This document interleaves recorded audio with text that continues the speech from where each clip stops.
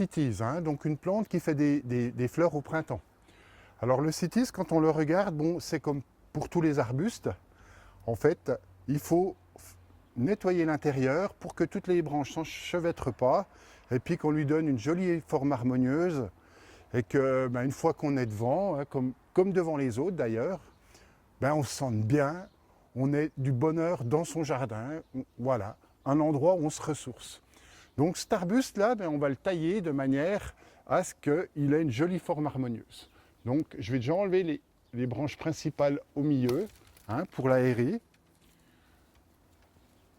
Et ensuite, on regardera la forme qu'il a et on lui taillera quelques branches sur le pourtour. Donc voilà, quand je taille les branches, ben, on voit que sur ces branches, vous avez des bourgeons. C'est des bourgeons à fleurs qui vont donner donc des grandes grappes jaunes, hein, sur ces bourgeons-là.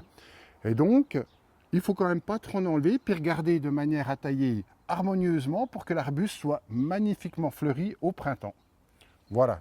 Donc nous, c'est notre méthode de taille, c'est de manière à ce que l'arbuste soit harmonieux et qu'il soit très très fleuri en même temps. Donc voilà, je nettoie l'intérieur.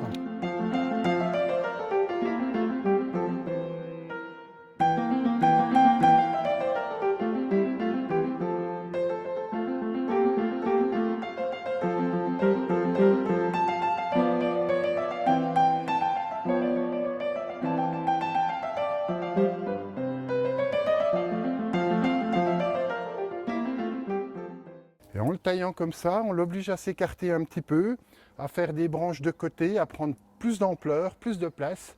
On lui laisse quand même une forme un petit peu en forme de flamme, comme ça, où on a du plaisir à être à côté. On est devant un noisetier. Donc le noisetier, ben, chaque année, il faut lui renouveler des branches pour que il est toujours du jeune bois qui forme du fruit de la noisette et puis qui reste vigoureux, qui n'attrape pas de maladie. Donc voilà, là on a des grosses branches en dessous. Donc ce qu'il faut faire, eh ben, c'est en enlever une de temps en temps, comme par exemple celle-là, je vais l'enlever. Et puis je laisse la petite branche qui est dessus à côté, je laisse celle-là à la place pour qu'elle grossisse et qu'il y ait du fruit dessus. En même temps, j'aère l'intérieur du noisetier pour que la lumière rentre dedans et qu'il soit bien vigoureux.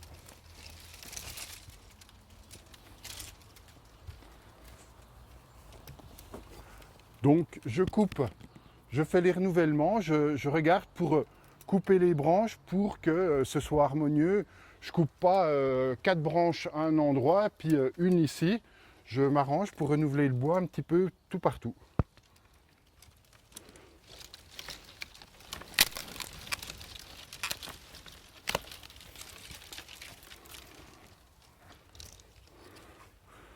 Voilà, et puis comme ça, on a les jeunes pousses qui arrivent et puis qui vont rajeunir la plante et la régénérer. En même temps, je le nettoie aussi, hein, toutes les branches qui s'enchevêtrent.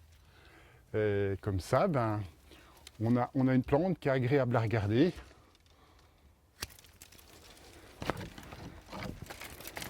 Voilà, pour un bonheur maximum chez soi.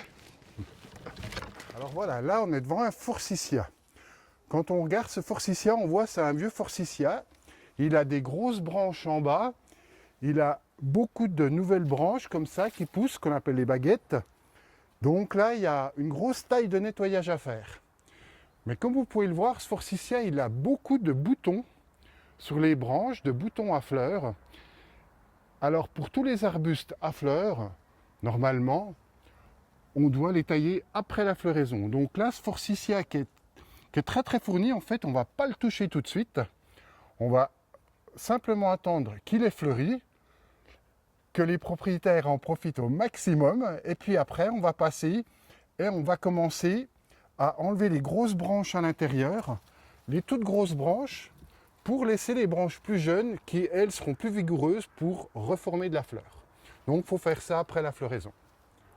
Alors là, on est devant un pommier à fleurs du Japon. Franchement, il est magnifique, ce pommier à fleurs.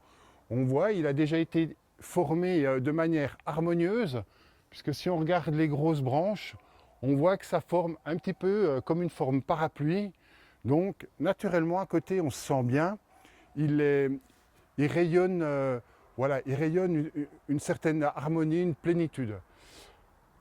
Néanmoins, on voit qu'au bout des grosses branches, on a des branches plus fines, et il y en a quelques-unes qui sont assez grosses et qu'il faudrait tailler également après la floraison, de manière à ce que les plus fines reprennent la relève et produisent beaucoup de fleurs.